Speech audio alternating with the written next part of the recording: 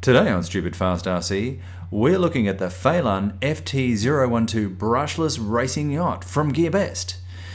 Cool boat, but not such a cool name, right?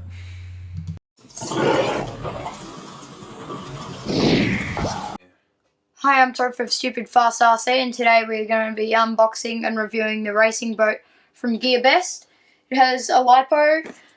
We have reviewed another boat from GearBest before, and this one looks like its bigger brother. If it's flipped over, it will actually flip itself back over, and so you can keep going. Now I'm going to unbox it.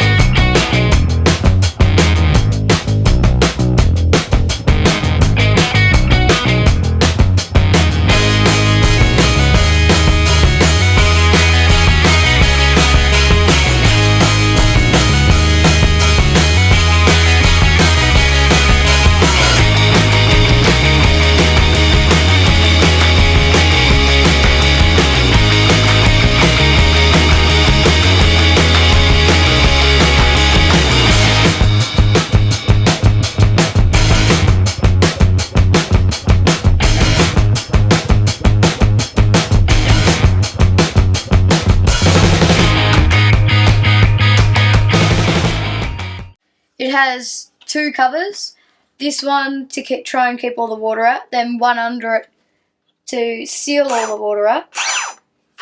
There's the hatch there you have to open so the water can spurt out, otherwise it will sink.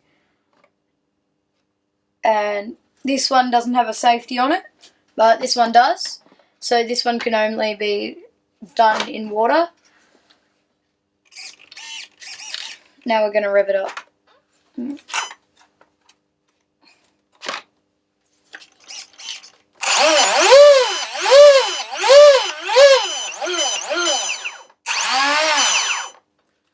Now we're going to go do a tug of war and take it to the lake.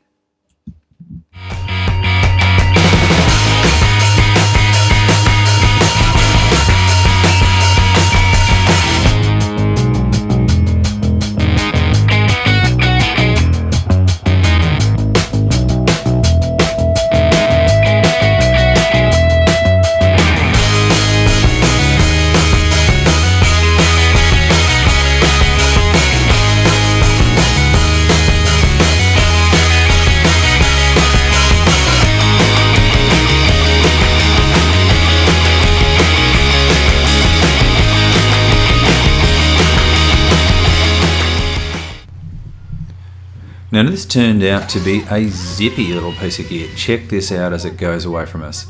That is amazing.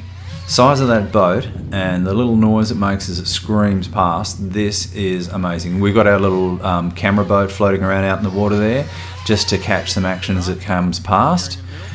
We obviously couldn't fit a camera to the front of this because of the size of it. It would have just toppled it straight away, which is a little bit unfortunate. We wanted to get some footage of it coming around and past. So we fitted the GoPro to a larger boat, which we just had floating around out there. But this thing absolutely zings. It is impressive. There was a couple of people on the sides, I think, were watching it come past as well, who were pretty amazed. Now, the important part of this was we were trying to test to see if we could flip it over, because that was one of the things on the box. It said, oh, it doesn't flip. And this is the most frustrating things about being in this particular lake, because if it flips, we've just got to wait for it to drift off to one side. And this thing is hammering. Check it out. I mean, crazy to scale. I mean, what would that be in real speed? I mean, just crazy stuff. But it didn't flip, at all. We couldn't manage to flip it. I put my star flipper on there, and although Tom did run it up the embankment, he didn't flip it. So we pursued it as well. We were trying to get a little bit of footage of it up close with the pursuit boat. You see it just sort of running, the two boats running off there in the distance. The pursuit boat didn't have the lipos in, so it wasn't quite as fast as it would normally be. But here we go, we're traveling in, that water just kind of disperses in a second. But that thing was just pulling away. And you know, this is a pretty feisty boat, the one that was following it, but as I say, didn't have the lipos on. But here we go here. This is inevitably the problem that you have. Boats flip. And when that happens, it's either going to have to drift ashore, which we did with this one, or you're going to have to get out there somehow and get it. We couldn't even push it ashore with this one. We tried. Pointy boat on a wide surface, you just can't really push it in, and not that it didn't have the power, it was just you need a surface to actually do it. There you go, there's our crew watching us. But this boat was amazing, and yeah, look at that. Poor old pro boat on its back there, that was unfortunate. And we're just waiting for the tide to push it in. Now, as promised, we did have a go at a tug of war.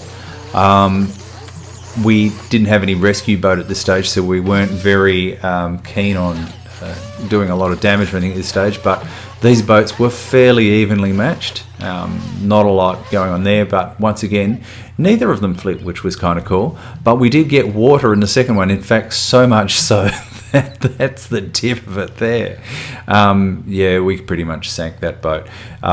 It doesn't seal as well as the black boat, which is interesting, right? So when it got towed backwards, of course, all it did was just pull water inside it, and eventually that happened, which wasn't cool. And then, of course, the black boat had to tow it in, which was even more difficult. But it proves a point, right? It proves that this black boat really does seal really well in the water. And, oh, look at that. It's just turned into a buoy. That's not cool.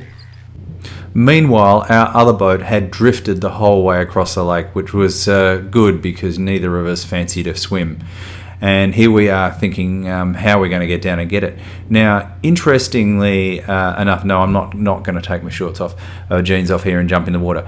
I'm actually going to hold on to Tom's ankles. No, that's not happening either. But what we did decide was that we would push the other boat a little bit further ashore using the little black boat. Now, watch this. I just throw it in the water and it goes. Now, I didn't actually think much of that at the time, but you really couldn't do that with any other boat.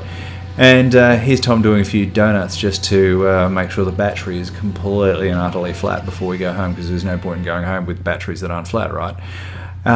Yeah, cool. Still going, and that was a fairly long session for that little boat. Very impressed. Very cool. Good turning circles, you can see, and there it is in slow-mo. Look at that, bit of slow-mo coming past there. Beautiful. And time to go. Yeah, very nice. We just finished driving this FT012 racing boat. I'm sure it's got a better name than that somewhere, but it's on the GearBest site. Now, I don't normally rave about these things, but this particular one has really impressed me.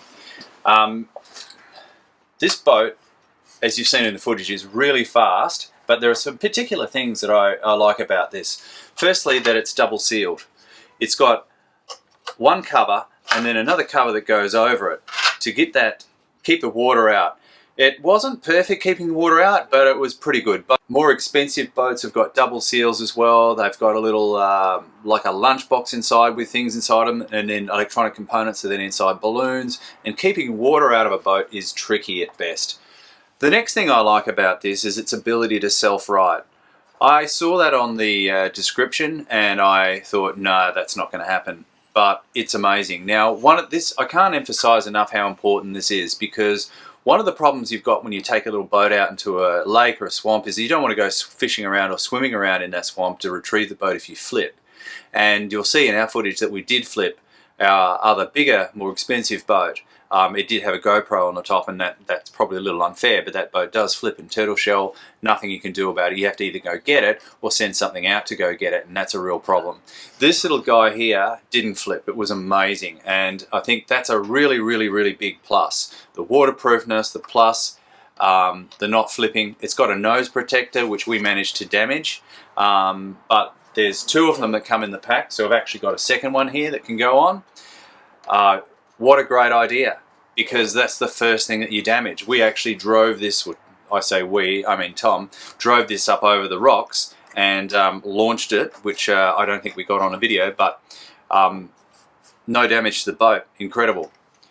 The other thing is the way it's built. Now this is its cousin, which is slightly cheaper, but you'll see the motor in this is just pressed steel. This one's cast. There's water flow through to the ESC, and also across a small plate on the top of the motor to keep the motor cool. It comes with a LiPo battery.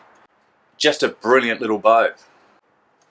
So I think that all in all, if you want a little boat, and it isn't large as you can see here, but surprisingly powerful, surprisingly fast, really good performance, cheap, ready to run straight out of the box.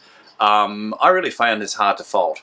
This was, I think, value for money, amazing. I've got other boats that I've paid a lot more money for, and frankly a lot more trouble, and just don't perform as well. If you just want something out of the box, it's just going to go hard, you're going to go down there, no fuss, have a muck around, probably not do any damage. And I say probably because it's hard to not damage things, but we didn't manage to damage this, and we pretty much break everything we use, and you would have seen that in some of our videos. But if you're looking for a boat, look, this is pretty much my top pick. Okay, I'll see you next time on Stupid Fast RC.